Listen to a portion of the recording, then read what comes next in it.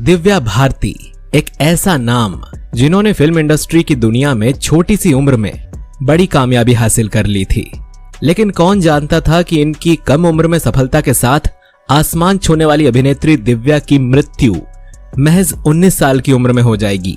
उनकी अचानक हुई मृत्यु ने सबको हैरान कर दिया था।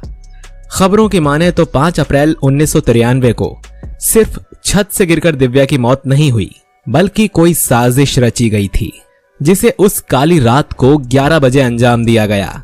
दिव्या की रहस्यमय तरीके से मौत के पीछे का क्या कारण है? क्या वो किसी के रास्ते का पत्थर बन गई थी? और जानेंगे कि आखिर इतनी खुशमिजाज लड़की से किसी की क्या दुश्मनी हो सकती है।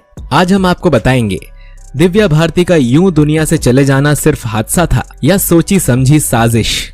तो बिना देर किए वीडियो को शुरू करते हैं।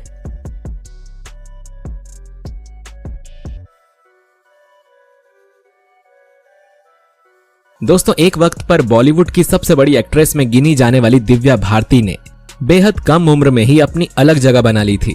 वो अपनी खूबसूरती, मासूमियत और टैलेंट के जरिए लाखों दिलों पर राज करती थीं। उन्होंने एक के बाद एक हिट फिल्में देकर उस समय की बड़ी बड़ी हीरोइंस को चुनौती दी। उन्होंने ऐसा काम किया कि बॉलीवुड का हर डायरेक्टर उनके साथ फिल्म बनाना चाहता था और उन्होंने 3 साल में 12 फिल्में करके शोहरत पाई, शादी की और सिर्फ 19 साल की उम्र में दुनिया से रुखसत हो गईं। 1990 के दशक में बॉलीवुड में अपनी एक्टिंग और मासूम चेहरे के दम पर दिव्या ने दर्शकों को दीवाना बना दिया था। उम्र कम थी, इसीलिए उन्हें बॉलीवुड की गुड़िया भी कहा जाता था। बता दें कि 25 फरवरी 1974 को जन्मी दिव्या भारती की मौत 5 अप्रैल 1993 को संदिग्ध हालत में हुई थी। दिव्या की मौत को अब 29 साल पूरे हो चुके हैं। मुंबई पुलिस 1998 में ही मौत की जांच से जुड़ा केस बंद कर चुकी है। पुलिस ने ये मानकर केस खत्म कर दिया कि ये एक हादसा था। कहा जाता है कि रात 11 बजे दिव्या मुंबई के वर्सोवा में अपने फ्लैट के 5वें माले की बालकनी से गिर गईं और उनका निधन हो गया। पूरी फिल्म इंडस्ट्री दिव्या की मौत की खबर सुनकर हैरान रह गई। फैंस को यकीन नहीं हो रहा था कि दिव्या इस दुनिया में नहीं है और कितनी ही फिल्में आधी अधूरी छोड़कर दिव्या भारती चली गईं और आज तक उनकी कमी खलती है। दिव्या किसी फिल्मी परिवार से नहीं थी। पिता ओम प्रकाश भारती बीमा कंपनी में ऑफिसर थे और मां मीता भारती एक हाउसवाइफ। दिव्या ने 9वीं क्लास तक ही पढ़ाई की। 14 साल की उम्र में पढ़ाई छोड़कर मॉडलिंग शुरू कर दी। गोविंदा के भाई कीर्ति कुमार ने दिव्या को अपनी फिल्म राधा का संगम के लिए साइन किया था, मगर किसी कारणवश दिव्या को फिल्म से बाहर किया गया और उनकी जगह जूही चावला ने अदाकारी की। उसके बाद दिव्या भारती ने अपने फिल्मी करियर की शुरुआत तेलुगु सिनेमा से की। वहां नाम कमाने के बाद दिव्या ने साल 1992 से 1993 के बीच 14 से ज्यादा हिंदी फिल्में साइन की, जो हिंदी सिनेमा में एक रिकॉर्ड है। साल 1992 में दिव्या भारती और सनी देओल की फिल्म विश्वात्मा रिलीज हुई। ये फिल्म जबरदस्त हिट हुई। फिल्म का गाना 7 समंदर पार में तेरे आज भी हर शादी में बजता है। और उसी साल दिव्या भारती और गोविंदा की फिल्म शोला और शबनम भी रिलीज हुई और ये फिल्म भी सुपरहिट हुई। इसके बाद इसी साल जुलाई में दिव्या भारती ने शाहरुख खान और ऋषि कपूर के साथ फिल्म दीवाना की। दीवाना शाहरुख खान की डेब्यू मूवी थी और दिव्या भारती की लगातार तीसरी सुपरहिट फिल्म बनी। उस समय दिव्या महज 18 साल की थी। फिल्म जबरदस्त हिट हुई। बाद में फिल्म निर्माता साजिद नाडियावाला से शादी करके दिव्या ने सबको चौंका दिया था। बता दें कि शोला और शबनम की शूटिंग के दौरान ही दिव्या भारती की नजदीकी साजिद नाडियावाला से बढ़ी और 10 मई 1992 को दिव्या साजिद की शादी हुई। दिव्या ने इस्लाम कबूला और अपना नाम बदलकर सना नाडियावाला रखा। साजिद ने एक इंटरव्यू में बताया था कि हमने शादी की बात छिपाए रखी क्योंकि दिव्या का करियर दांव पर लगा था। ये बात बाहर निकलती तो प्रोड्यूसर डर जाते। दिव्या हमेशा से अपनी शादी की बात सबको बताना चाहती थी, लेकिन मैंने उन्हें बार बार मना किया। अब आपको बताते हैं कि आखिरी सांस तक दिव्या क्या कर रही थी। वैसे तो दिव्या भारती की मौत आज भी एक रहस्य ही है। कोई नहीं जानता कि आखिर उस रात को क्या हुआ था। कोई इसे हादसा कहता है तो कोई इसे साजिश बताता है, लेकिन पुलिस की जांच में जो सामने आया है उसके मुताबिक ये एक हादसा ही था। 5 अप्रैल 1993 को वो काली रात थी जब दिव्या भारती की मौत हुई। बताया जाता है कि 4 अप्रैल को दिव्या एक फिल्म की शूटिंग करके चेन्नई से मुंबई लौटी थी। उन्हें अगले दिन फिर से शूटिंग के लिए हैदराबाद जाना था।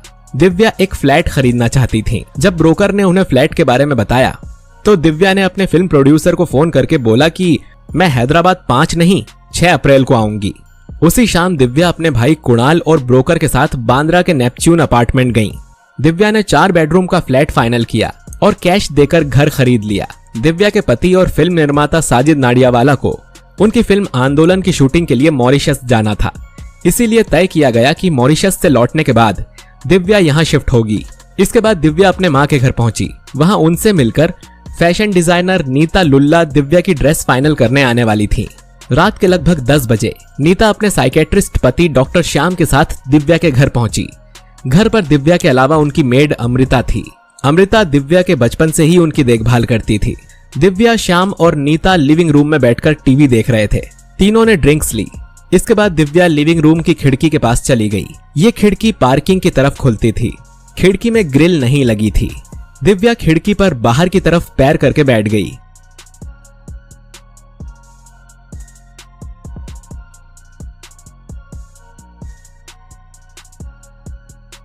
दिव्या से जुड़े करीबी सूत्रों का कहना है कि दिव्या अक्सर ऐसा करती थी। खिड़की पर बैठकर दिव्या लगातार अपनी मेड से बात कर रही थी, जो किचन में नाश्ता तैयार कर रही थी। पुलिस को दिए गए बयान के मुताबिक नीता और श्याम उस वक्त टीवी देखने में बिजी थे।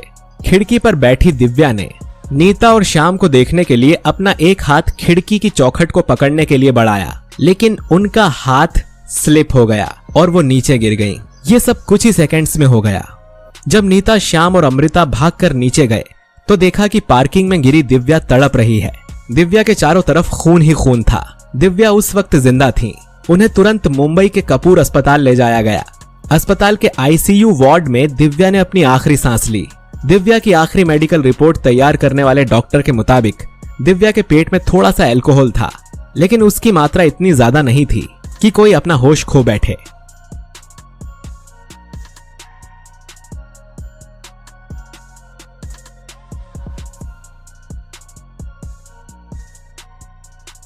दिव्या की मौत से पूरा देश दुखी हो गया। दिव्या के फैंस, बॉलीवुड जगत के लोग सब सदमे में थे।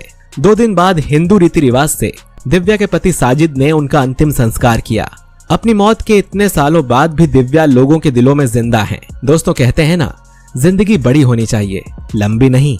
ये बात दिव्या की जिंदगी पर एकदम फिट बैठती है। कम वक्त में दिव्या को नाम, दौलत, शोहरत सब कुछ हासिल हुआ। आपका इस घटना के बारे में क्या कहना है, हमें कमेंट करके जरूर बताइए। अगर आपको वीडियो में बताई गई हमारी जानकारी पसंद आई है तो इसे लाइक और शेयर करिए। चैनल पर नए हैं तो सब्सक्राइब करके बेल आइकन जरूर दबाइए। मिलते हैं आपसे अगले वीडियो में। शुक्रिया।